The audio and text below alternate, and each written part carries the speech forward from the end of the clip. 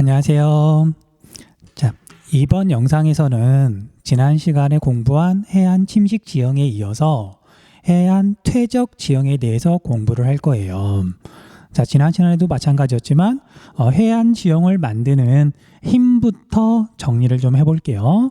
자, 우리가 파랑이라고 하는 건 에너지가 집중하는 곳에서는 침식 작용을 하고요. 그 다음에 에너지가 분산되는 곳에서는 퇴적 작용을 한다 그랬었죠.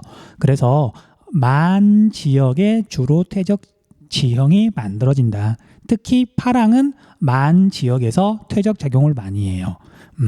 파랑 중요하니까 기억 좀 해두시고요.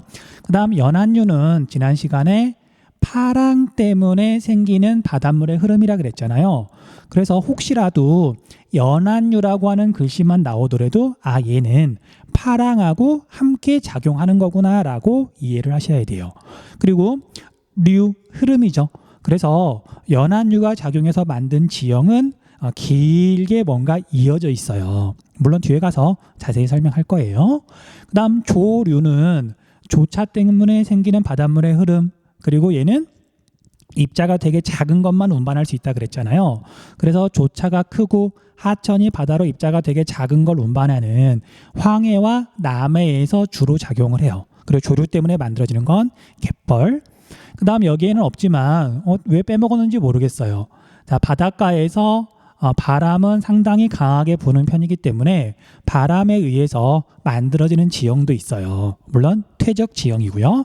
바람까지 해가지고 4가지 힘이 작용해서 해안 퇴적 지형을 만든다. 그리고 이런 해안 퇴적 지형이 만들어지는 곳은 주로 만 지역이다. 체크 좀 해두셔야 돼요. 자, 본격적으로 자세한 설명을 하기에 앞서서 우리가 지형도, 특히 해안 지형을 나타내는 바닷가 지역 지형도 있잖아요. 그거에 대해서 정말 중요한 거 한 가지만 좀 살펴볼게요. 여러분들이 많이 헷갈리는 부분이거든요. 자, 볼게요. 자, 여러분들과 영역에서 영토와 영해의 그런 경계선, 그 기준을 기선이라 그랬고, 기선은 그쵸, 최저 조위선을 기준으로 이렇게 그린다 그랬었잖아요. 그쵸, 최저 조위선. 왜냐하면 다른 나라와의 관계에서 우리나라의 영토가 최대한 넓어야 영해도 최대한 넓게 설정할 수 있고 우리가 이게 차지하는 범위가 넓은 거잖아요. 하지만 지형도는 좀 달라요. 외국한테 나눠주려고 만드는 것도 아니고 우리가 실용적인 목적으로 제작하는 거잖아요. 그래서 지형도에서 육지와 바다의 경계선인 해안선은 영역하고는 기준 자체가 완전히 다른 거예요. 자, 이제 구체적으로는 여러분들, 자, 밀물대 해안선이 있어요. 그 다음 썰물대 해안선이 있어요. 또는 평균 해안선도 있겠죠. 그럼 우리가 지형도에서 해안선은 어느 때를 기준으로 그린다. 쉽게 말하면 밀물대는 바닷물에 잠기고 그 다음 썰물대는 육지로 드러나는 그 부분 있죠. 그리고 황해 바다 같은 경우에는 황해안 같은 경우에는 되게 넓잖아요. 자, 그 부분은 육지로 볼까요? 아니면 바다로 볼까요? 다시 영역 이야기하는 거 아니에요. 지금 지형도 이야기를 하고 있는 거고요. 자, 우리가 밀물대 바닷물에 잠기는 부분은 거기에다 어떤 건물을 짓거나 도로를 만들거나 또는 거기서 농사를 지을 수 있는 게 아니죠. 오히려 소금기가 있으니까 하루에 2번씩 물에 잠기는 부분이니까 바다 생물들이 거기 갯벌에도 사는 거잖아요. 그래서 지형도에서 이렇게 해안선이 있으면 이쪽이 육지고요. 이쪽이 바다라 그랬을 때 이 해안선은 밀물대를 기준으로 얘가 그려진다. 꼭 기억 좀 해두세요. 그래서 뒤에 가면은 해안선을 기준으로 육지 쪽에 점이 찍혀 있으면은요, 얘는 사빈이 되는 거고요. 그 다음에 바다 쪽에 점이 찍혀 있으면 얘는 갯벌이거든요. 왜 그런지는 이제 우리가 하나씩 설명을 좀 해줄게요. 자, 아무튼 우리가 기억해야 되는 거, 지형도에서 해안선은 밀물대를 기준으로 그린다. 일단 그것만 좀 알아두세요. 자, 일단 우리가 해안 퇴적 지형에서 첫 번째 살펴봐야 되는 건 사빈이에요. 사빈. 자, 사빈은 한자말인데 우리말로 바꾸면 모래사장이에요. 쉽게 말하면 우리가 해수욕장 가서 보면 거기가 모래로 되어 있잖아요. 그렇죠? 그리고 우리가 해수욕장 가서 자세히 보면은 해안선이 이렇게 곡선으로 이렇게 생겼어요. 물론 만 지역이죠. 그렇잖아요. 그래서 만 지역에 모래가 주로 쌓여 있는데 그걸 사빈이라고 한다. 그 다음 이 사빈은 그럼 과연 그 모래가 어디에서 공급된 거냐, 그거 잘 따져보셔야 돼요. 자, 기본적으로 바닷가에 쌓여있는 물질들은 대부분 어디에서 오는 거냐면요, 육지에서 흘러드는 하천이 공급을 해요. 옛날에 이런 문제가 나온 적이 있어요. 깊은 바다 심해에서 모래가 공급돼서 바닷가에 쌓였다. 맞다 틀리다? 자, 깊은 바다는 뭐 파랑이 치는 게 아니잖아요. 그다음에 물이 움직이긴 움직이지만 뭔가 깎을 만큼 빠르게 움직이는 건 아니라서 바닷가에 쌓여 있는 거 기본적으로 물질들은 하천이 공급한 거다. 또는 주변 암석해안, 여기 암석해안은 곧이 되겠죠. 파랑의 침식작용에 의해서 암석이 깨지면 여기에 물질들이 공급될 수 있겠죠. 그래서 공급된 모래가 파랑 및 연안류의 작용으로 퇴적되어 형성되어 있는 게 사빈이고요. 여름철에 주로 해수욕장으로 이용된다. 됐죠? 자, 이제 여기에서 여러분들이 추가로 알아야 되는 거 한두 가지만 짧게 정리를 해볼게요. 자, 앞에서 여러 번 설명했던 건데 우리나라 중부지방의 단면도를 그리면 이렇게 그릴 수가 있죠. 그래서 여기 황해안하고, 황이라고만 적을게요. 황해안하고 여기 동해안하고 하천이 공급하는 물질이 다르다 그랬어요. 그래서 동해안 지역에는 주로 모래가 공급되고 그 모래가 파랑과 연안류에 의해서 이렇게 바닷가 지역에 쭉 쌓이게 되는데 이게 바로 사빈이죠. 그래서 동해안에는 모래밖에 없는 거예요. 하천도 모래를 공급하고 그 다음에 암석해안 곳에서 파랑의 침식작용으로 바위가 부서지면 역시 모래가 만들어지니까 여기는 대부분 모래가 이렇게 쌓여 있다. 사빈이 굉장히 많다. 자, 그런데 우리가 황해안은 하천이 바다로 공급하는 물질이 입자가 되게 작은 점토가 대부분이었었죠. 그러니까 여기는 모래안은 별로 없고 갯벌이 많단 말이에요. 그렇죠? 그런데 중요한 건 우리가 황해안에도 분명히 지역에 따라서는 모래가 쌓여 있고 당연히 해수욕장도 있는 거잖아요. 그렇죠? 자, 그러면 이 모래는 어디에서 온 걸까? 당연히 하천이 공급한 건 아니에요. 그렇죠? 그래서 황해안 지역에 쌓여 있는 모래는 대부분 근처에 있는 암석 해안에서 공급된 거예요. 됐죠? 그래서 이게 지형도를 보면 나중에 아마 문제풀이 할 때 설명을 할 텐데 황해안 지역 또는 황해에 있는 섬 있죠? 섬에도 분명히 모래가 쌓여 있거든요. 그래서 황해 쪽에 있는 모래는 하천이 공급한 게 아니라 근처에 있는 암석 해안에서 공급된 거다. 중요한 거니까 미리 체크 좀 해두세요. 됐죠? 그리고 사비는 어렵지 않아요. 맞다. 한 가지만 더 이야기할게요. 그럼 이제 사비는 어떤 식으로 이렇게 쌓이는 거냐면요. 단면도를 간단하게 그려보면 이렇게 파랑이 치고요. 이제 이쪽이 육지예요. 육지인데 당연히 이쪽은 만 지역이 대부분이고 아니면 이제 모래가 되게 많은 곳에서는 이렇게 비교적 이렇게 일자인데도 모래가 충분히 쌓일 수 있거든요. 근데 어쨌든 만 지역에 모래가 기본적으로 쌓이니까. 자, 그래서 이렇게 파랑이 치면서 근처 암석에서 공급된 모래든 아니면 하천이 공급한 모래든 파랑이 치면서 이제 모래를 자꾸만 육지 쪽으로 밀어붙이는 거예요. 그래서 실제로 모래가 쌓이는 곳은 물 아래쪽에도 물론 쌓여 있지만 물 위쪽으로 자꾸만 파랑이 모래를 밀어붙여서 육지 쪽으로 이렇게 쌓이게 되는 거예요. 그래서 여기가 당연히 지형도에서는 해안선이었고요. 해안선 안쪽으로 점이 찍혀 있으면 사빈이라고 보시면 돼요. 파랑의 퇴적작용으로 만들어진 지형, 모래 지형. 됐죠? 사비는 이 정도만 하면 충분하고요. 그 다음 해안 사구 이야기할게요. 자, 해안 사구는 자, 일단 사빈이 만들어졌어요. 자, 사빈은 아까 이야기했던 것처럼 주로 만 지역에서 만들어지는데 뭐 동해안이든 황해안이든 이제 사빈은 만들어질 수 있어요. 자, 그런데 우리나라는 이제 계절에 따라 당연히 바람의 방향이 달라지긴 하지만 바다에서부터 육지 쪽으로 불어오는 바람이 있잖아요. 그렇죠? 그 바람에 의해서 모래가 날려서 육지 쪽에 쌓이게 돼요. 육지 쪽에 쌓이게 돼요. 그래서 이런 건 바닷물이 이렇게 쌓아놓은 게 아니잖아요. 그래서 사빈하고 구분해서 사구라 그래요.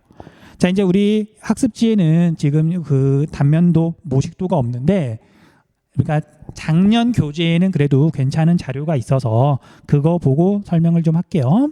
자, 여러분들은 뭐 간단하게 필기해두면 좋을 것 같고요. 아니면 뭐 이해력이 뛰어난 친구들은 그냥 직접 보고 이해하셔도 돼요. 자, 먼저 자, 만조위, 간조위가 있는데 우리가 지형도에서 해안선은 여기를 기준으로 그린다. 적어줄게요. 여기가 해안선이에요. 그래서 해안선 바로 안쪽에 점이 막 찍혀 있으면 얘가 지금 사빈이에요. 사빈은 파랑의 퇴적작용으로 만들어진다. 됐죠? 자, 그런데 만약에 바다에서 육지 쪽으로 이제 바람이 강하게 불면 사빈에 있는 모래가 이렇게 육지 쪽으로 날려가지고 쌓이게 되겠죠. 그래서 바닷물이 영향을 미치지 않지만 분명히 뭔가 쌓여서 만들어지는 지형이 있는데 이걸 우리가 사구라고 불러요. 모래 언덕. 모래가 날렸으니까 당연히 여기에도 모래가 쌓여 있겠죠. 그래서 나중에 지형도를 보면 알겠지만 해안선이 이렇게 있는데 여기에 곧바로 막 점이 찍혀 있어요. 얘는 사빈이에요.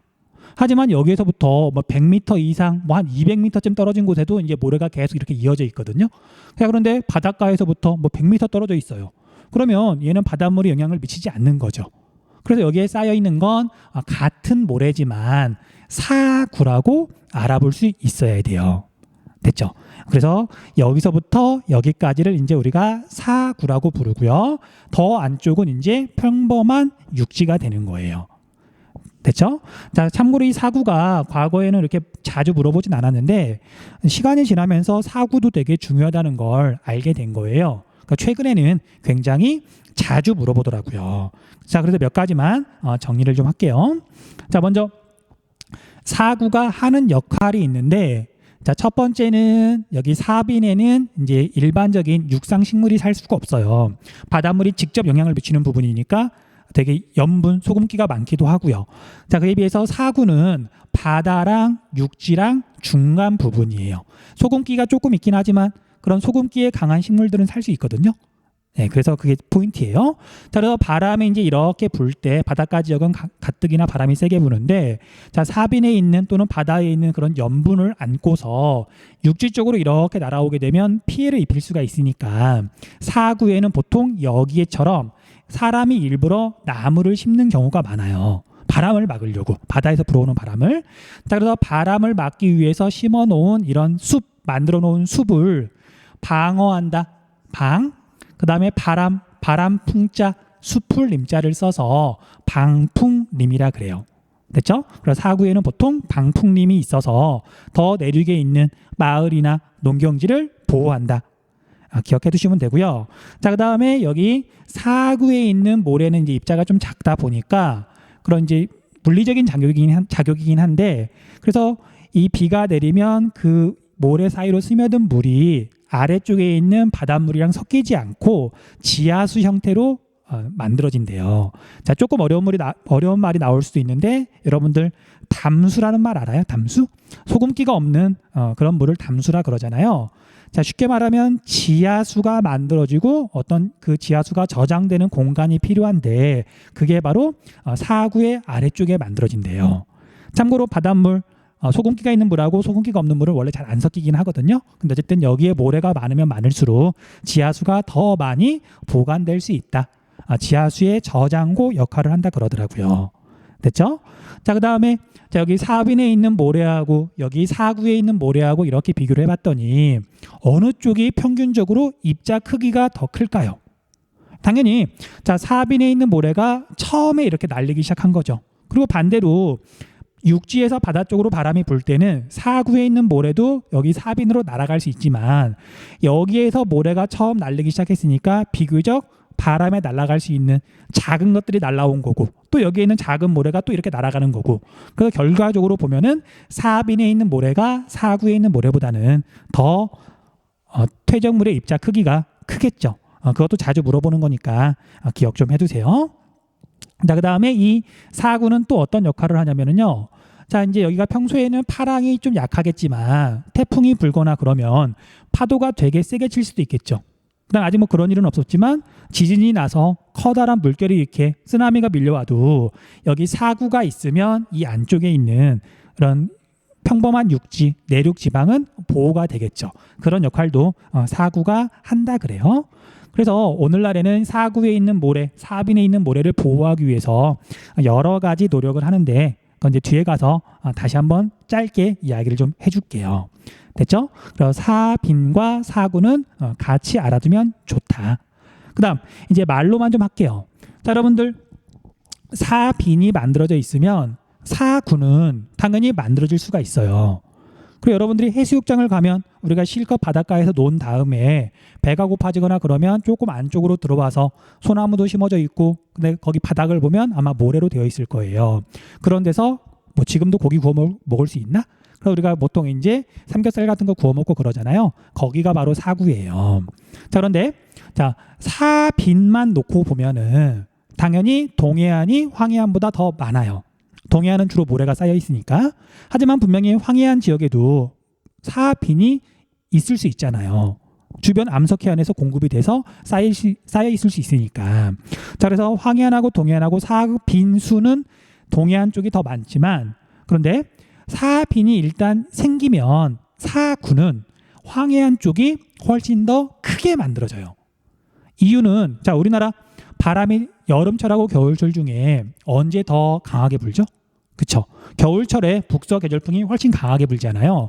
그러다 보니까 일단 사빈만 있으면 황해안에 있는 사구가 훨씬 크게 만들어진다.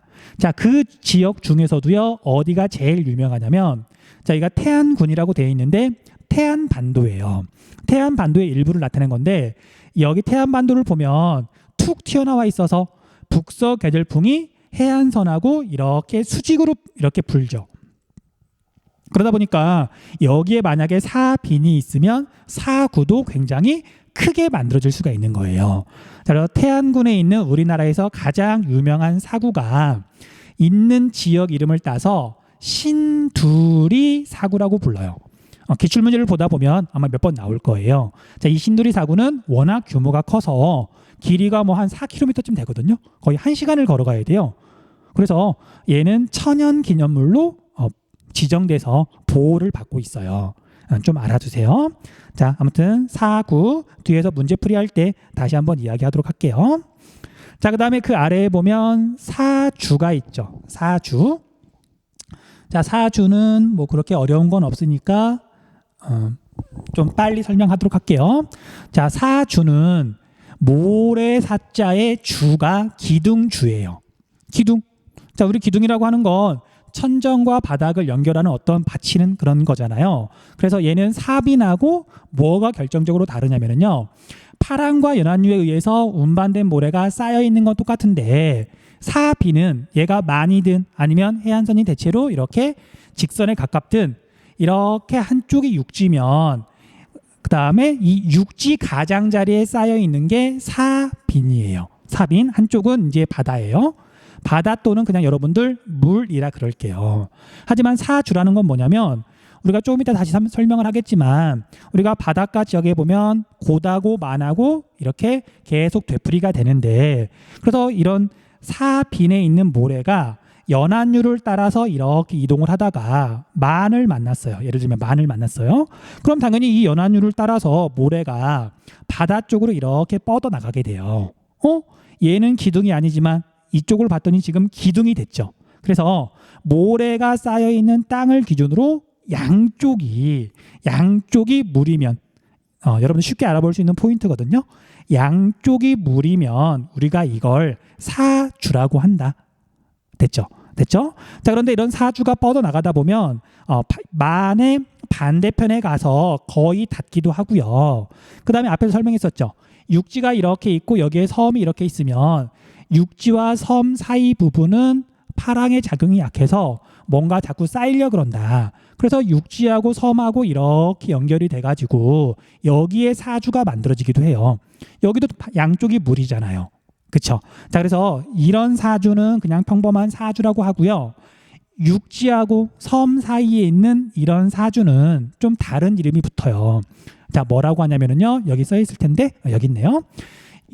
육계사주라고 불러요. 육지하고 섬하고 연계되어 있다. 육계사주라고 부르고요. 원래는 섬이었으나 얘가 육계사주로 육지와 연결된 섬을 육계도라고 불러요. 육계도. 자, 조금 있다가 위성사진 보면서 살펴볼 건데 앞에서도 한번 이야기했던 것 같아요. 우리가 제주도에 있는 성산 일출봉 있죠. 얘가 대표적인 육계도예요. 그 다음에 성산 일출봉하고 제주도 사이에 있는 그 사주가 대표적인 육계사주고요.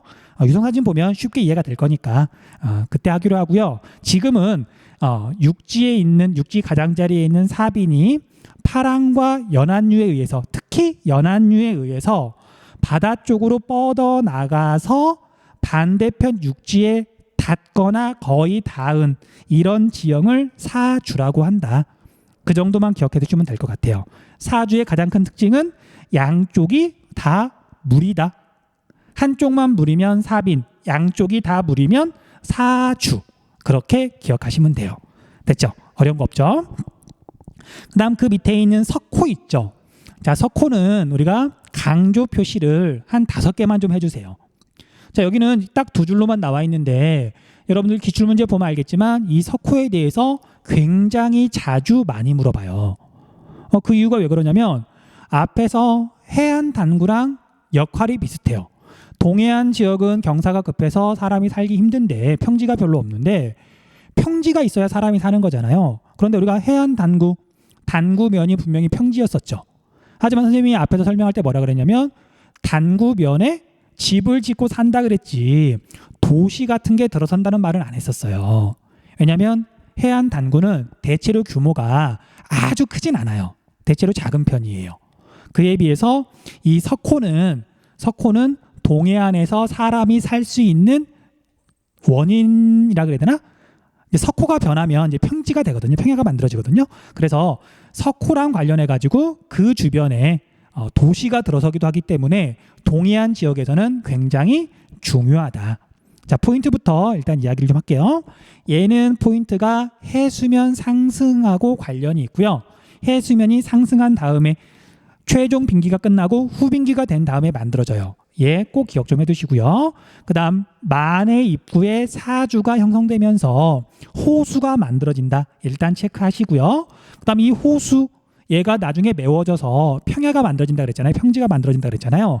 그리고 얘는 시간이 지나면 자연적으로 매립돼서 사라진다. 그리고 그 평지는 인간이 알차게 이용한다. 일단 큰 틀 잡으시고 이제 우리가 위성사진 구글 어스 보면서 다시 한번 자세히 설명하도록 할게요. 워낙 중요해요.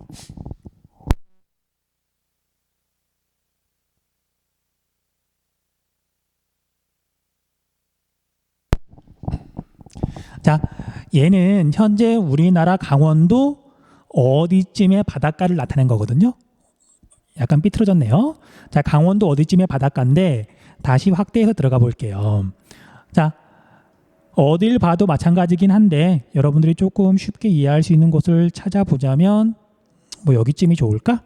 자, 지금 이제 얘는 후빙기 때 최종 빙기에 비해서 해수면이 100m 이상 상승한 다음에 오늘날 해안선이죠.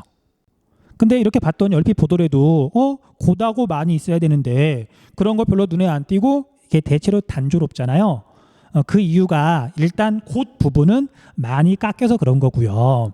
그다음 만 부분은 당연히 이제 그거에 대한 설명을 할 거거든요. 그래서 만 부분이 얘가 호수로 바뀐 다음에 나중에 그게 메워져 가지고 여기처럼 지금 이제 평지가 된 거예요. 그러다 보니까 고다고 만도 거의 없어져서 지금 동해안은 대체로 매끄럽다. 일단 사진을 보고 좀 알아두시고요. 자, 이제 이게 후빙기 때 해안선이지만 지금이 최종 빙기라고 한번 가정을 해볼게요. 최종 빙기라고 가정을 해보면 자, 여기에서 그냥 평범한 해안선이에요. 최종 빙기는 지금에 비해서 100m 정도 해수면이 낮았을 뿐이지 당연히 육지에서 바다로 하천도 흘러들고 있었을 것이고 그 다음에 계곡도 있었을 것이고 계곡과 계곡의 사이는 산줄기 능선이었을 것이고 그렇죠? 그래서 그걸 이해하기 위해서 그냥 오늘날 모습을 보고서 그냥 생각을 좀 해볼 거예요. 그 다음에 조금 이따 다시 상상을 하겠지만 최종 빙기에 비해서 해수면이 상승했죠. 그러니까 오늘날 해수면에 비해서 또 해수면이 상승하면 어떻게 해안선이 바뀔 것인가 조금만 상상해 보면 돼요. 자, 이렇게 봤더니 자, 이쪽은 지금 태백산맥이고요. 그 다음에 이런 부분은 산줄기예요. 능선이라 그러죠. 여기도 지금 이렇게 산줄기가 뻗어 있던 거고요. 그 다음 능선과 능선 사이, 분수계와 분수계 사이에는 지금 이렇게 계곡물이 하천이 지금 이렇게 흘러들고 있잖아요. 그렇죠? 계곡은 당연히 여러 개가 있는 거고. 그렇죠? 근데 이제 만약에 여기에서 해수면이 조금 더 상승을 한다.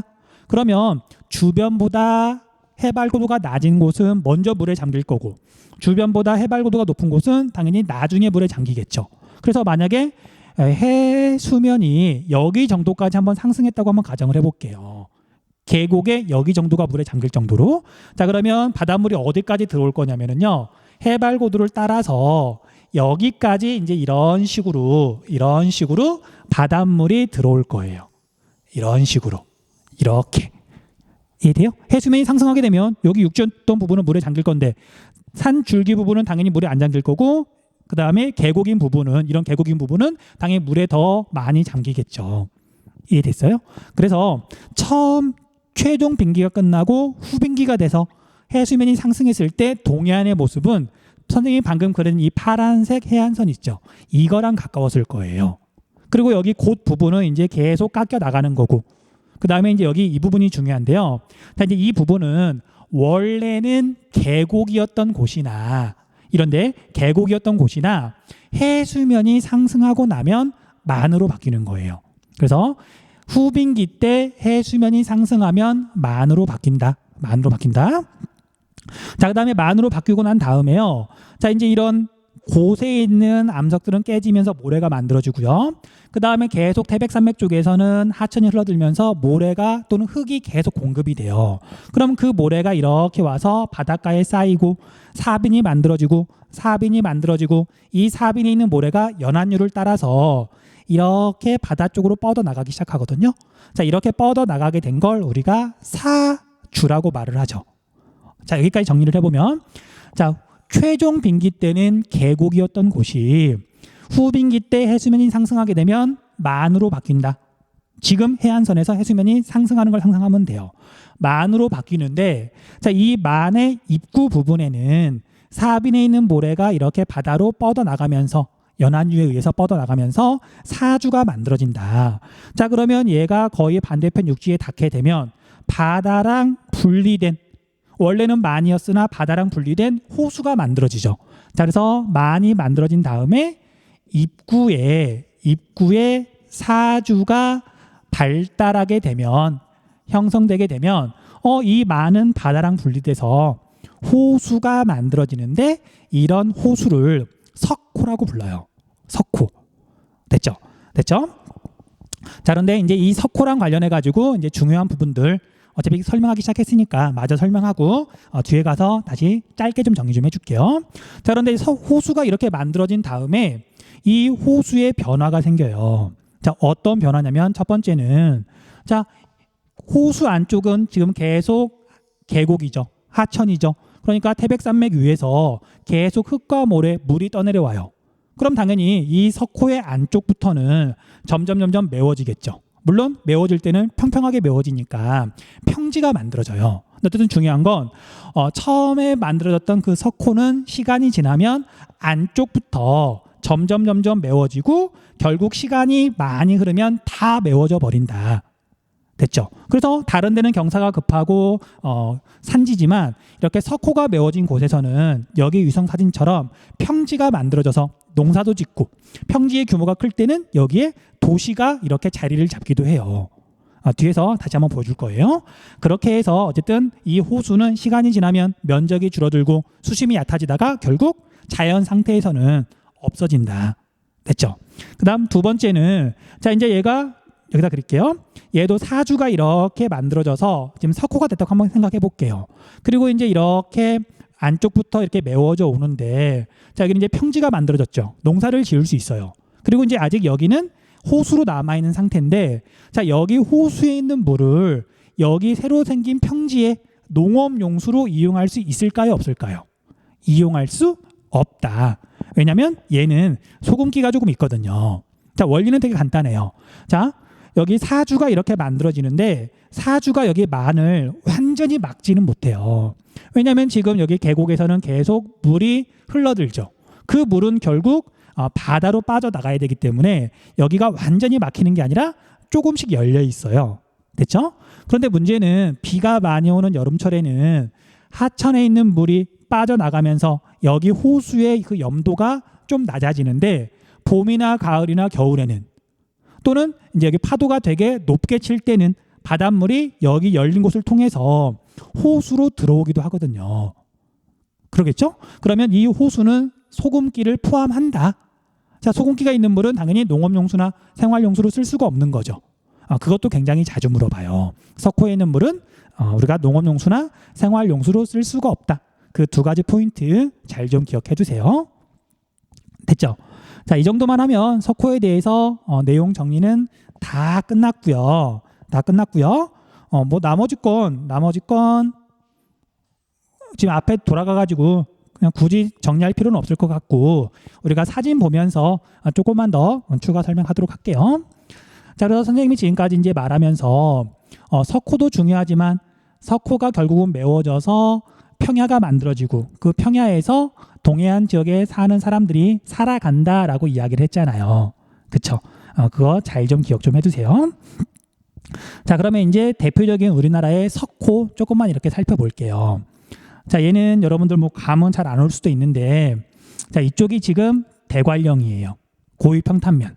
그 다음에 거기서 그대로 동쪽으로 가면 동해안에서 강원도 동해안에서 제일 큰 도시가 있거든요. 얘가 지금 강릉이에요.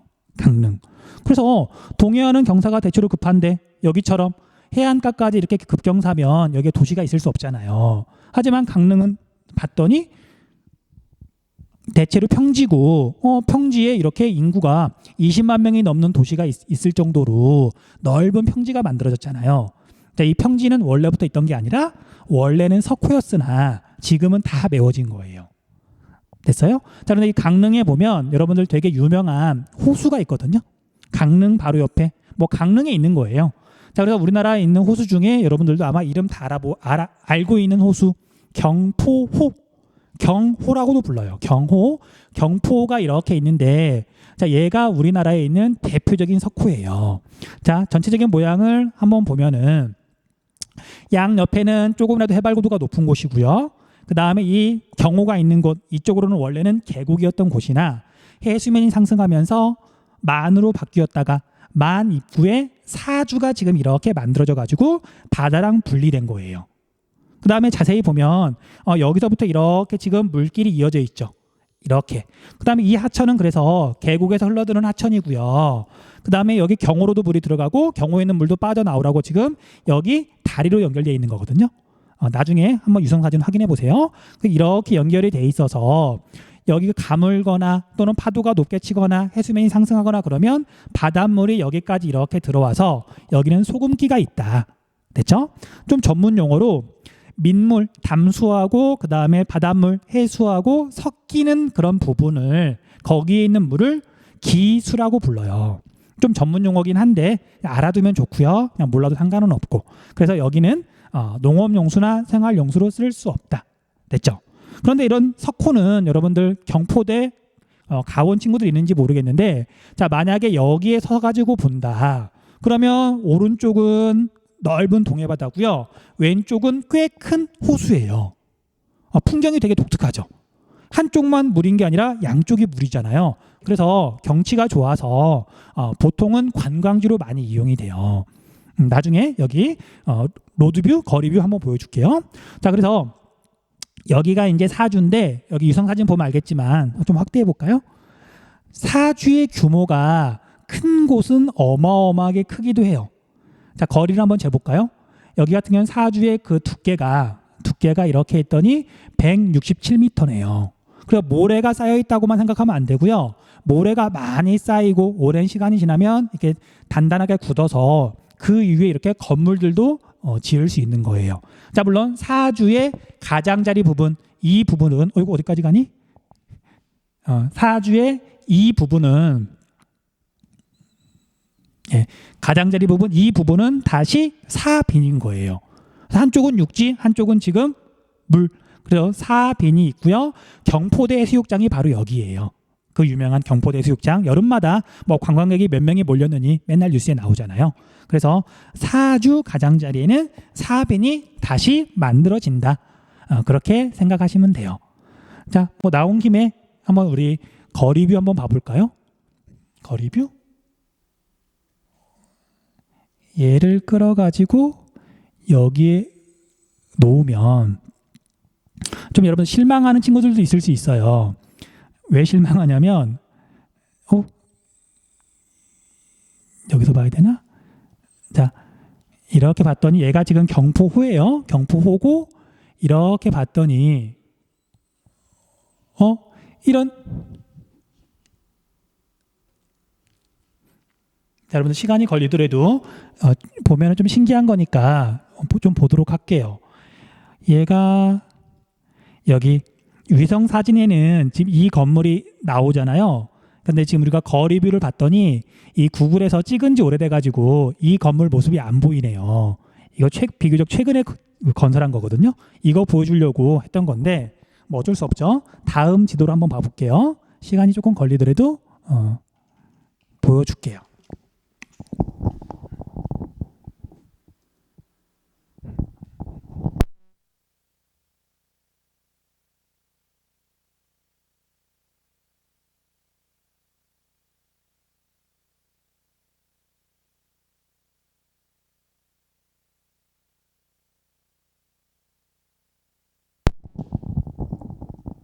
지도를 켜고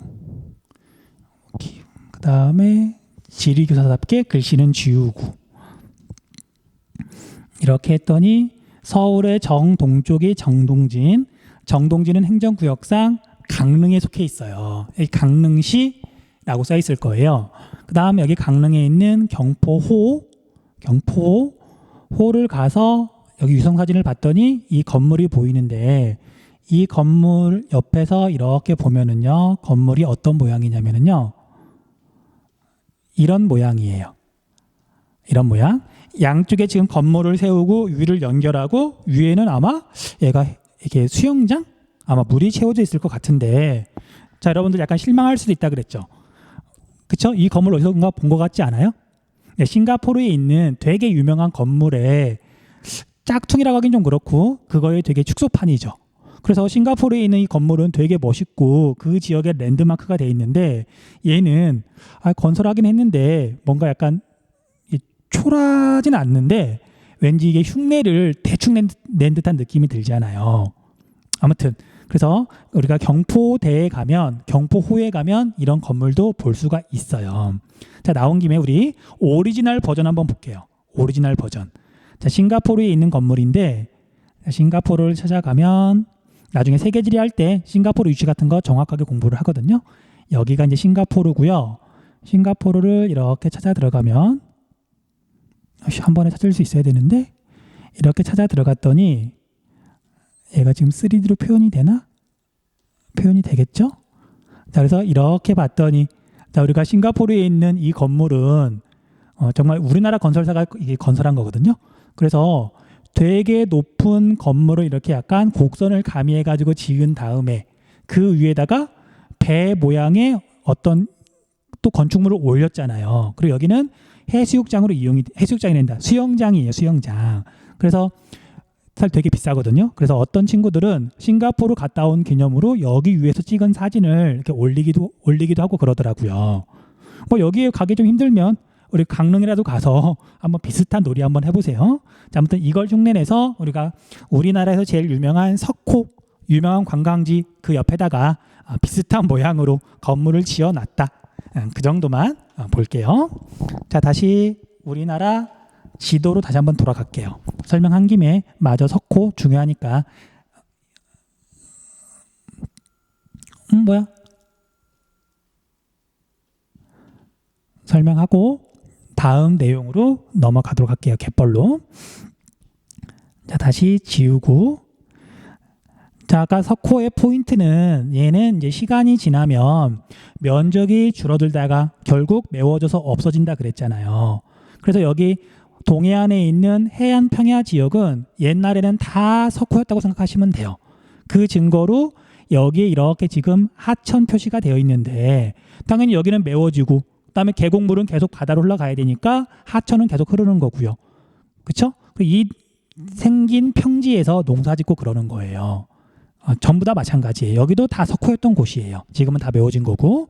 자, 그걸 조금 이제 뚜렷하게 볼 수 있는 곳이 여기쯤 될 텐데 여기도 이제 시험에서 굉장히 많이 물어보는 석호거든요.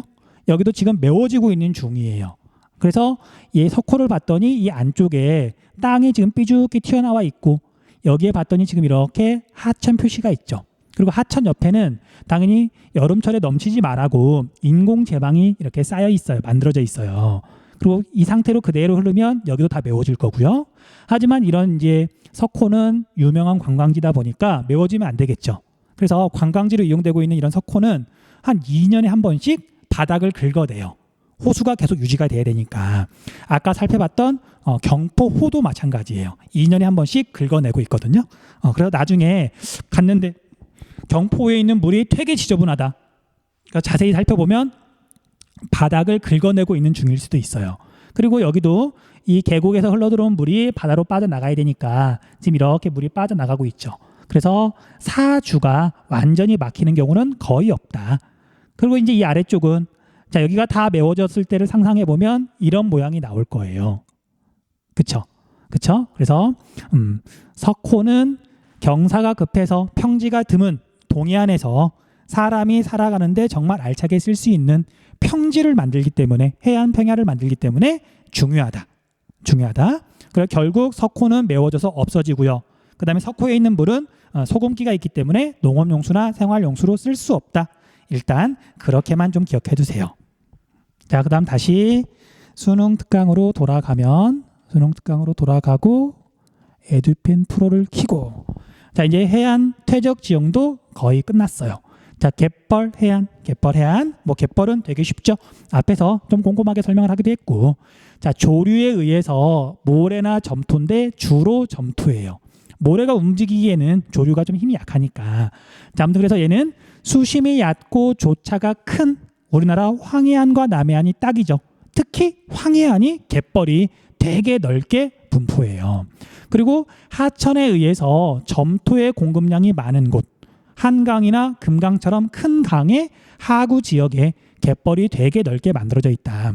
그 다음 생태계의 보고로 다양한 생물종이 살고 있는 거 알고 있을 거고요. 그 다음에 양식장, 생태학습장으로 이용된다. 자, 참고로 우리나라 황해안하고 남해안에 있는 갯벌 있죠. 면적으로 치면 세계 5대 갯벌에 들어가요. 재밌게도 황해를 마주보고 우리나라하고 중국이 있죠. 근데 중국은 갯벌이 별로 없어요. 이제 이건 조금 어려운 내용이긴 한데 지구과학을 정말 자세히 알아야 되긴 하는데 사실 그래서 우리나라는 조차가 유난히 큰 나라고요. 갯벌도 유난히 넓은 나라예요. 그래서 여러분들 나중에 그런 일이 있을지는 모르겠는데 외국 친구를 사귀었어요. 그리고 외국 애가 우리나라로 놀러 왔어.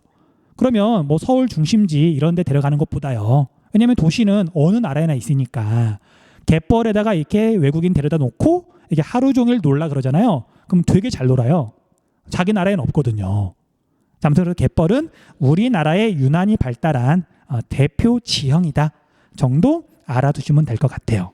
됐죠? 자, 얘도 짧게 위성사진 보고 일단 영상 하나 마무리를 지을게요.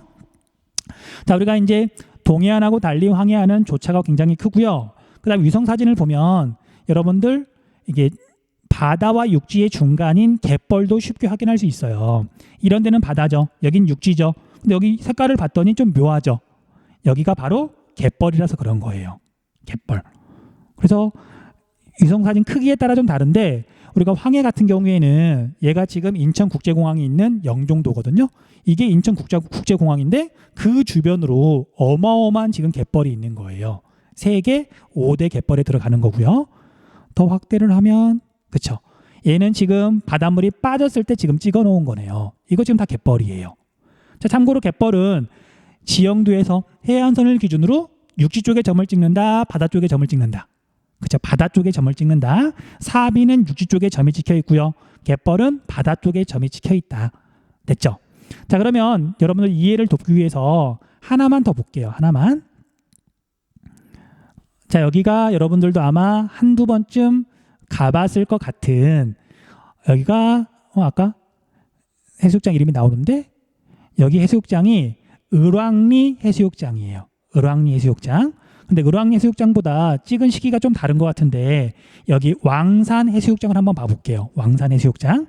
여기를 보면, 자, 모래 색깔이 조금 달라서 쉽게 구분이 될 텐데, 바닷물이 차오를 때는 지금 여기까지 차오르는 거예요.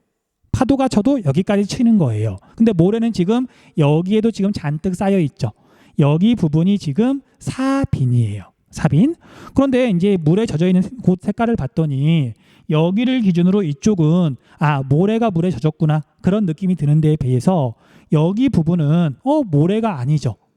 여기는 지금 진흙 갯벌인 거예요. 자, 그래서 여기까지는 이제 우리가 사빈이라고 말을 하고요. 그러니까 황해안 같은 경우에는 만 지역에 사빈도 있고 그 앞쪽에는 갯벌도 있는 거예요. 바닷물이 더 빠져나가면 여기는 전부 다 갯벌이 되겠죠. 그리고 지형도를 보면 황해안 지역 해안선이 이렇게 있으면 해안선 안쪽에 점이 찍혀 있으면 사빈, 해안선 바깥쪽으로 점이 찍혀 있으면 우리가 갯벌이라고 보면 된다. 됐죠? 그래서 나중에 여러분들 을왕리 해수욕장 가면은 한두 번쯤 가봤겠죠? 다시 한번 확인 한번 해보세요. 자, 일단 여기까지 해서 영상 끊고요. 조금만 이어서 나머지 내용은 별로 안 되니까 빨리 마무리를 좀 지을게요.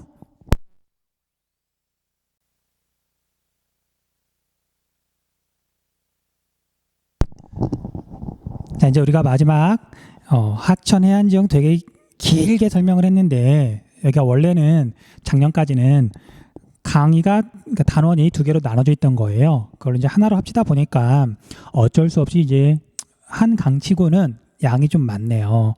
자, 아무튼 거의 끝났으니까, 그리고 남아있는 거 얼마 안 되니까 힘내서 마무리를 지어 볼게요. 자, 이제 얘는 닫고요. 수능 특강으로 돌아가서, 자, 하천 및 해안의 이용과 변화. 자, 인간 활동에 의한 하천 지형의 변화. 당연히 자연 상태가 자연이 인간한테 영향을 미치기도 하지만, 자, 과학기술이 굉장히 발달한 현대인들은 자연을 바꾸기도 하죠. 그런 내용이에요. 자, 그래서 상류에 댐을 건설하면 어떤 이제 변화가 생기는지, 물 자원 확보하는 거 당연한 거고요. 그다음 전력 수력 발전할 수 있는 거고요. 그다음 넓은 지역에 물이 잠기기도 하고요. 그다음에 안개 발생 빈도가 증가한다. 얘만 좀 체크를 할게요. 자, 하천이 이렇게 흐르고 있는데 여기에다 댐을 건설했어요. 댐을 건설했어요. 그럼 여기에 이제 어쨌든 물이 들어차게 되니까, 원래는 땅이었지만 물이 많아지니까 수증기가 많이 증가해서 안개가 많이 껴요. 그래서 우리가 앞에서 살펴봤던 춘천 있죠. 춘천도 옛날에 댐을 건설하기 전에는 뭐 안개가 그렇게 많이 끼진 않았는데, 댐을 건설한 뒤로는 안개가 너무 많이 끼는 거예요. 뭐 당연한 얘기니까 넘어갈게요. 자, 그다음에 하천 중하류의 습지를 개간해서 배후 습지를 개간해 가지고 논으로 만들고요. 그다음에 하천 직강화 공사, 앞에서 자유공유 하천할 때 설명했던 건데, 이거에 의해서 이 부분 뭐 지금까지 물어보진 않았는데 지금 교재가 바뀌면서, 교육과정이 바뀌면서 이 내용이 지금 추가됐거든요. 예, 조그만 설명을 좀 할게요. 하천 직강화를 했는데 왜 홍수 위험성이 증가하느냐. 자, 어려운 내용은 아니고요. 우리가 그냥 조금만 생각해 보면 돼요. 자, 우리가 한강 본류가 있어요. 서울을 지나는 한강 본류. 그 다음에 이렇게 구불구불 흐르면서 한강으로 흘러드는 한강 지류 하천이 이렇게 있다고 한번 가정을 해볼게요. 본류, 지류. 그래서 하천 직강화 공사를 한다는 얘기는 한강 본류를 하는 게 아니라 여기 한강 본류로 흘러드는 지류를 한다는 얘기잖아요. 자, 직강화 공사를 하기 전에는, 하천을 곧게 펴기 전에는 여기에 있는 물이 천천히 흘러가니까 이 본류 쪽으로는 빗물이 상대적으로 천천히 모여드는 거예요. 그러니까 얘의 수위가 그렇게 빠르게 올라가진 않았거든요.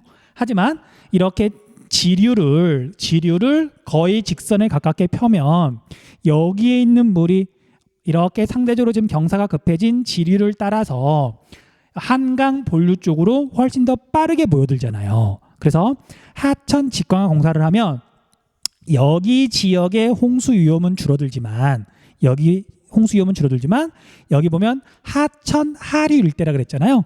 이 하류 밑에다가 볼류라고 좀 적어 놓으세요. 그래서 오히려 여기 볼류가 넘칠 가능성은 더 커진다. 그런 얘기예요. 됐죠? 뭐 뻔한 얘기지만 나온 거니까 설명했고요. 그 다음 도시를 흐르는 하천 여기다가 별표 좀 해두세요. 자, 여러분들 뒤에 가면 인구 단원에서 공부하겠지만 현재 우리나라 같은 경우에는 전체 인구의 90% 이상이 도시에 살아요. 그리고 도시가 급격하게 성장하면서 옛날에는 자연 상태에 가까웠지만 뭐 나무도 자라고 풀도 자라고 뭐 농사도 짓고 자연 상태에 가까웠지만 그게 도시로 바뀌면서 시멘트로 덮이고 아스팔트로 덮이고 뭐 도로가 생기고 건물이 생기고 환경이 달라졌잖아요. 그것 때문에 도시에 있는 하천에도 큰 변화가 일어났다. 그리고 인간한테 큰 영향을 미치기 때문에 얘도 시험에서 자주 물어보더라고요. 됐죠? 자, 일단 정리를 좀 할게요. 자, 복개라는 말 체크 좀 해두세요. 복개. 좀 어려운 한자말인데 뭐 이렇게 풀어서 쓰진 않을 거고요. 원래는 물이 흐르고 있는 곳인데 거기를 메우는 개념은 아니고요. 물은 결국 비가 내리면 흘러가야 되니까 하천의 위를 덮는 거예요. 하천 밑에 물은 흐르고 있지만 뭐 기둥 같은 거 세워가지고 그 위에 이렇게 도로를 만든다든지 그런 식으로 하천을 덮어버리는 걸 복개라 그래요. 그 여러분들 사는 동네에 보면은 동네마다 다 있거든요. 복개도로 또는 복개천. 그 말은 거기는 물이 흐르는 곳이지만 지금은 거기 위에다가 뚜껑을 덮었다는 뜻이에요. 그렇게 생각하시면 돼요. 자, 그래서 복개랑 반대되는 말이 이게 복원이에요. 복원. 복개 하천이 문제점이 좀 있어서 요즘은 복원을 많이 하는 추세거든요. 됐죠? 그래서 어쨌든 복개를 대표로 해서 자연 상태가 도시로 바뀌게 되면 그 하천에 어떤 변화가 생기는지. 자, 여기에도 지금 이렇게 그래프가 있는데 작년 교재에도 거의 똑같은 그래프가 있어서 그거 보고 설명을 좀 하도록 할게요. 자, 이건 작년 교재에서 가지고 온 건데 뭐 여러분들 뭐 굳이 그리거나 그럴 필요는 없고요. 조금만 생각해 보면 다 이해할 수 있는 거예요. 자, 왼쪽 건 자연 상태. 하천이 이렇게 흐르고 있는데 양옆이 그냥 자연 상태인 거예요. 나무 자라고 있고요. 뭐 풀도 자라고 있을 거고 농사를 지어도 상관없고. 그다음에 이제 얘가 도시로 바뀌게 되면 시멘트로 덮이고 아스팔트로 덮이고 그다음에 건물들이 들어서고 지금 그렇게 나타낸 거죠. 그래서 자연 상태일 때와 도시화가 진행이 됐을 때, 도시로 바뀌었을 때 만약에 하늘에서 똑같은 양의 비가 내린다고 가정을 해볼게요. 내리다가 이제 그치면 되겠죠. 자, 그래서 똑같은 양의 비가 내렸을 때 자연 상태에서는 땅 위를 빗물이 흘러가지고 이렇게 하천까지 오는 건 그렇게 많지 않아요. 땅 밑으로 많이 스며들고요. 땅 위에 있는 식물들이 물도 좀 잡아주고 그래서 땅으로 스며든 물은 지하수가 돼가지고 하천으로 천천히 이렇게 흘러들고요. 그러다 보니까 이 하천은 자연 상태일 때는 비가 내렸을 때 하천 수위가 천천히 올라가요. 그러겠죠. 그리고 이제 비가 그친 다음에도 지하수나 아니면 땅 위에 있는 물이 천천히 계속 하천으로 오기 때문에 하천 수위도 천천히 내려가고요. 그에 비해서 도시로 바뀌게 되면 자, 시멘트나 아스팔트로 덮여 있으니까 비가 내리면 빗물이 땅으로 스며드는 게 거의 없어요. 하수도 시설을 따라서 이 빗물이 금방 모여가지고 하천으로 정말 빠르게 모여드는 거죠. 그 비가 내리면 하천 수위가 굉장히 빨리 올라가기 시작하고요. 빗물이 한꺼번에 몰리니까 하천 수위도 더 높게 올라가요. 그러겠죠. 그래서 재밌게도 서울이 대표적인데 서울에 있는 하천들은 옛날에 비해서 여러분 우리가 범람원 그런 거 말고요. 자유공작천 그런 거 말고 서울에 있는 평범한 하천인데 옛날에 비해서 오히려 홍수가 더 자주 나요. 그것도 도심 한복판에서. 자, 이제 여러분들은 아마 이제 최근에는 그렇게 비가 많이 온 적이 없어서 잘 모를 수도 있는데 우리 강남역 있죠. 강남역. 서울 강남. 거기가 거의 해마다 물에 잠겨요. 그 이유가 비가 내리면 빗물이 너무 빨리 그 지하철역 주변으로 몰려들면서 강남역, 심지어 서울 광화문역 근처에 있죠. 거기도 막 물에 잠기고 그래요. 그 이유가 자연 상태일 때와 도시로 이렇게 바뀌었을 때 하천 수위가 바뀌는 게 달라서 그렇더라. 자, 이제 다음 그래프 하나만 보고 이제 마무리를 지으면 되겠네요. 자, 이 그림은 천천히 보시면 돼요. 하나는 도시화 이전, 자연 상태일 때의 하천 변화고요. 하나는 도시화 이후 하천 양옆이 지금 막 아스팔트 시멘트로 덮이고 막 건물이 들어선 뒤에 하천이 변하는 걸 나타내는 거예요. 자, 이쪽은 하천의 수위, 하천의 높이, 이쪽은 이제 시간인데, 자, 비가 똑같이 내리다가 이제 여기서 비가 그친 거예요. 그쳤을 때 자연 상태일 때는 하천의 수위가 비교적 천천히 올라가서 제일 높게 오를 때도 수위가 그렇게 높지 않아요. 그리고 비가 그치고 난 다음에 다시 천천히 지금 수위가 낮아지는 데 비해서 도시화가 진행된 다음에는 하천의 수위가 엄청 빨리 급하게 오르죠. 이렇게 올라가잖아요. 그리고 하천의 수위가 떨어질 때도 되게 급격하게 떨어진다. 앞에서 설명했던 거 이해한 친구들은 쉽게 이해하겠죠. 그래서 여기다 용어 하나만 좀 알아둘게요. 지금은 쓰지 않는 말이긴 한데 하천의 수위가 이렇게 높아지다가 가장 높아졌을 때를 이제 얘가 홍수랑 직접적인 관련이 있는 거죠. 얘 때문에 홍수가 나는 거니까. 그래서 이걸 뭐라고 표현하냐면요. 우리가 첨단, 첨예하다, 날카롭다는 뜻이거든요. 어떤 꼭지점이란 뜻이에요. 그 다음 머리 두자. 머리 부분, 가장 뾰족한 부분인데 뭐 밑으로 뾰족한 게 아니란 얘기죠. 첨두유량이라고 말을 해요. 첨두유량. 물이 제일 많은 시점. 그걸 첨두유량이라 그런다. 그래서 옛날에는 이제 이런 선택지가 나온 적도 있어요. 첨두유량에 이르는 시기가 짧아진다. 또는 첨두유량이 더 많아진다. 맞냐 틀리냐. 그래서 첨두유량이라고 하는 단어 최근에는 안 나오긴 하지만 어쨌든 어려운 단어는 아니니까 기억 좀 해두세요. 됐죠? 그럼 다시 수능 특강으로 돌아갈게요. 자, 이제 하천에 대해서는 뭐 거의 끝났고요. 이런 문제들 때문에 복원을 많이 한다. 뭐 청계천 같은 게 대표적이죠. 그 다음 인간 활동에 의해서 해안 지형에도 많은 변화가 생기는데, 자, 간척 사업은 방조제를 건설하여 갯벌을 농경지나 공업용지 등으로 이용하는 것인데, 간척 사업을 하면 이런 것들이 망가지거나 이런 곳들이 이제 육지로 바뀔 가능성이 커지는 거죠. 자, 그래서 여러분들 알다시피 요즘은 간척 사업을 잘 안 하려고 그러죠.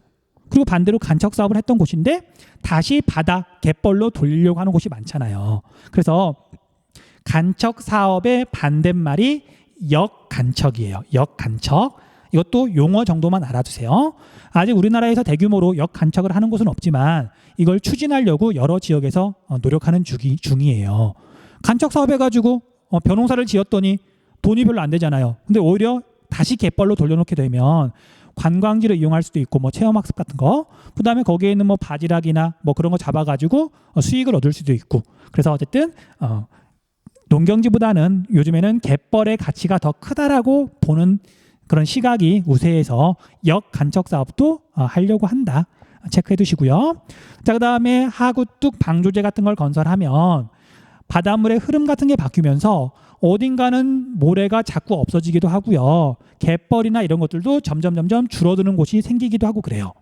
자, 이제 대표적인 장소가 딱 하나만 예를 들자면 우리나라에서 제일 유명한 해수욕장 해운대 있죠. 해운대에 있는 모래가 그 주변에 막 방조제 또는 방파제 같은 걸 쌓았더니 해가 갈수록 막 모래가 줄어드는 거예요.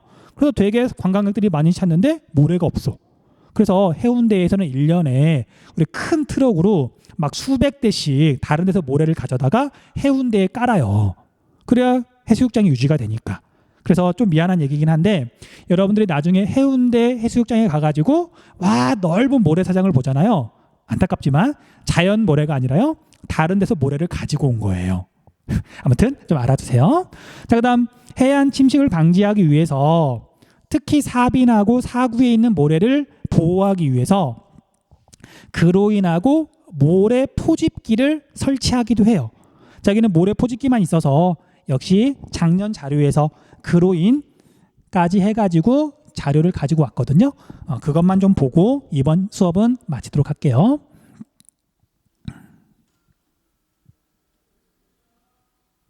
자꾸 거짓말 안 해? 이거 본 다음에 지형도 봐야 될 것 같아요. 자, 아무튼 우리가 이제 사빈, 이쪽이 사빈, 이쪽은 바다죠. 그래서 연안유의 흐름이 바뀌거나 더 세져가지고 여기 있는 모래가 다 이렇게 이동해서 다른 데로 가버리는 경우가 있거든요. 그래서 연안유의 흐름을 약하게 하기 위해서 육지 쪽에서 바다 쪽으로 이렇게 수직으로 이렇게 어떤 구조물을 만들게 되면 연안류가 약해지면서 여기에 있는 모래가 보호가 되는 거예요. 뭐 우리나라에는 많지는 않고요. 포항 쪽에 가면 나중에 유성 사진 보고 여러분들 확인할 수 있거든요. 이런 시설이 있는데 이런 걸 그로인이라고 한다. 체크 좀 해두시고요. 그다음 모래 포집기는 여러분들 올릴까? 자꾸 내려가네. 어쩔 수 없죠. 자, 모래 포집기는 모래 포집기는 포가 뭔가 잡는다는 뜻이에요. 야구에서 투수가 던진 공을 잡는 사람을 포수라고 부르죠. 그래서 모래를 잡아가지고 쌓을 집자, 집중한다, 집적한다, 뭐 그런 뜻이거든요. 그래서 모래를 쌓아가지고 거기다 쌓아두게 만드는 그런 장치를 모래 포집기라고 불러요. 자, 지금 여기가 바닷가 지역이고 현 상태에서는 여기가 지금 이렇게 경사가 급하죠. 많이 침식이 일어난 거예요. 그 이유 중에 하나가 바람에 의해서 모래가 계속 날아가서 모래가 지금 부족해지는 거거든요. 그래서 바람을 좀 약하게 하면 모래가 보호가 되지 않겠느냐. 그래서 여러분들 뭐라 해야 되나? 나무를 이렇게 약간 촘촘하게 세우면 바람이 물론 지나가긴 하지만 그 나무 때문에 바람이 약해져서 여기 모래가 여기에 부딪혀서 자꾸 이제 아래쪽에 쌓이게 되거든요. 그래서 설치한 뒤에 모습을 봤더니 모래가 많이 쌓였잖아요. 자, 이런 식의 장치를 모래 포집기라고 한다. 됐죠? 그렇게만 좀 정리해 두시고요. 자, 다시 수능 특강으로 돌아가기보다는 우리가 이제 해안 지역의 지형도 2개 정도만 보고 마무리를 할게요. 자, 얘는 뭐 어디라고 나와 있진 않지만 황해안 지역에 있는 어디의 지형도예요. 뭐 보고 알 수 있냐면요. 이게 지금 갯벌 기호거든요. 그거 보고 알 수 있는 거예요. 동해는 갯벌이 없으니까. 자, 이제 여기서 체크 좀 해볼게요. 순서대로. 자, A를 봤더니 이 바닷가 지역에 있는 좀 징그럽게 생긴 이 기호 있죠. 이 기호가 지금 뭐라 그랬었죠? 해안 절벽, 해식해. 그래서 얘는 곳 지역이고요. 파랑 에너지가 집중하는 곳이에요. 그렇죠? 그 다음에 여기 지형도에 나와 있진 않지만 얘는 지금 밀물대 해안선이고요. 그 다음에 썰물대는 물이 빠지겠죠. 그리고 당연히 여기 해시계가 있으면 그 앞쪽으로는 뭐가 있을 거냐면 당연히 파식대가 있을 거예요. 근데 파식대는 당연히 밀물대는 물에 잠기는 지역이기 때문에 지형도에서 드러나진 않아요. 그냥 해시계 앞쪽으로는 파식대가 있을 거야 라고 이제 생각할 수 있는 거고요. 그 다음 B를 봤더니 B는 얘가 전부 다 지금 해안 절벽으로 둘러싸여 있죠. 그런데 육지 사이에 이렇게 연결이 되어 있고 지금 모래가 쌓여 있잖아요. 자, 육지가 있고 얘는 지금 파식대긴 하지만 섬이 있으면 그 안쪽 그 사이 부분은 파랑의 작용이 약하기 때문에 퇴적 작용이 일어나고 이렇게 모래가 쌓여서 사주가 만들어지기도 한다. 자, 그 그림을 보면은요, 여러분 모래가 쌓여 있는데 양쪽이 물이죠. 얘가 지금 사주예요. 사주. 됐죠? 그리고 여기는 원래는 섬이었으나 사주가 만들어지면서 지금 육지랑 연결이 된 거죠. 됐죠? 자, 그다음에 여기 C 같은 경우에는 자, 해안선이 이렇게 있는데 해안선 안쪽으로 지금 점이 찍혀 있죠.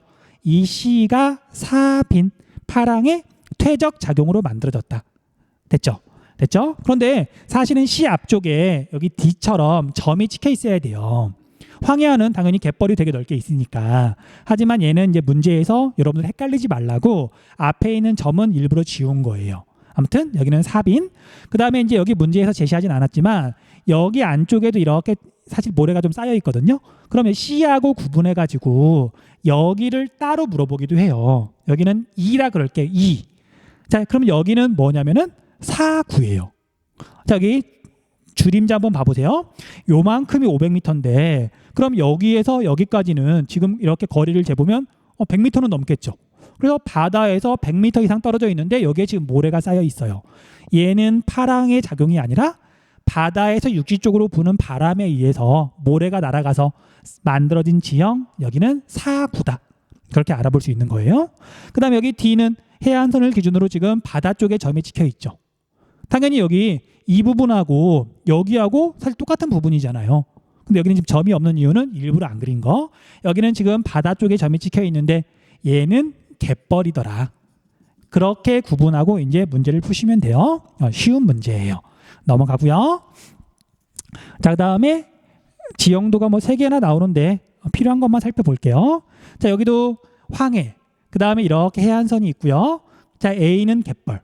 그쵸? 그 다음에 여기 B는 해안선 바로 안쪽에 점이 찍혀 있으니까 얘는 사빈. 근데 여기 C는 자, 이제 여기는 이렇게 뭔가 잡초 같은 게 이렇게 심어져 자란다는 얘기거든요. 이런 데 다 마찬가지고. 그래서 여기는 이제 사실 이제 모래가 이렇게 있는데 B하고는 분명히 다르고요. 여기도 주림자를 봤더니 바다에서 한 200m 이상 떨어진 곳이죠. 그래서 여기 C는 사구예요. 사구. 자, 여기가 아까 말했던 우리나라에서 가장 유명한 가장 큰 사구 신두리 사구예요. 나중에 관심 있는 친구는 위성사진 한번 살펴보세요. 그 다음에 여기는 이제 동해죠. 동해인데 봤더니 바다랑 좀 떨어져서 호수가 있어요. 그럼 볼 것도 없이 D는 석호고요. 석호고. 그 다음에 석호는 여기 안쪽부터 메워져서 시간이 지나면 없어진다. 체크하시면 되고요. 그 다음에 주변에 있는 농경지에 석호에 있는 물은 쓸 수 없다. 소금기가 있어서 농업용수나 생활용수로는 쓸 수 없다 그랬죠. 그 다음에 자, 여기서부터 있던 사빈에 있던 모래가 연안류를 따라서 이렇게 지금 만의 입구를 막은 거거든요. 이는 지금 사주고요. 양쪽이 물이잖아요. 그런데 얘가 규모가 크다 보니까 여기서 여기까지가 250m인데 지금 이렇게 봤더니 거의 500m는 되겠네요. 그래서 바다 쪽에 또 이렇게 점이 찍혀 있는 걸로 봐서 여기는 다시 사빈이에요. 사주의 한쪽이 지금 사빈인 거죠. 그렇게 파악하고서 문제를 푸시면 돼요. 됐죠? 그 다음 얘는 앞에서 봤던 거죠. 동해인데 여기에 뭔가 점은 찍혀 있지 않고요. 그 다음에 얘가 이렇게 지금 육지가 바다로 튀어나와 있는 곳 지역이죠. 그런데 바다 쪽은 이렇게 절벽 기호나 등고선이 촘촘해서 급경사. 그 다음에 바다에서 조금 떨어진 곳은 완경사. 그 다음에 바다에서 멀리 떨어진 곳은 다시 급경사. 바닷가에 있는 평지, 해안 단구, 융기 때문에 만들어졌다. 여기 단구면은 과거에 파랑 영향을 받았던 곳이기 때문에 둥근 자갈이나 조개 껍데기 같은 게 나오더라. 그쵸? 그리고 여기는 그 유명한 정동진이다. 그렇게 정리하시면 될 것 같아요. 됐죠? 자, 미처 못다한 설명은 이제 문제풀이 할 때 할 거니까요. 자, 우리 문제풀이는 우리 수업 시간에는 포함 안 되지만 되도록이면 들어주세요. 뭐 토요일이나 일요일 이용해가지고. 자, 우리가 해안 지형 좀 급하게 하느라고 고생 많았고요. 다음 영상에서 만날게요.